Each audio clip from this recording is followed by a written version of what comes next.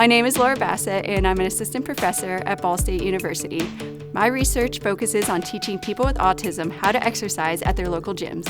People with autism, really just like everybody else, have the right to a healthy life, but they may not, know how to exercise, or they may not be comfortable when they're out at the gym. My work advances Ball State's mission by helping to give people with autism the confidence to be able to go out and work out in the community.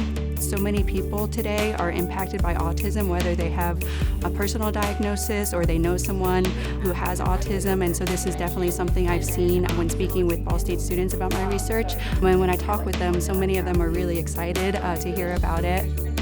So many of them are so passionate about wanting to work with people with disabilities and helping them develop new skills. And we know from the research in general that people with autism do have a distinct set of needs, and so finding specific ways to help develop those skills, I think, is important.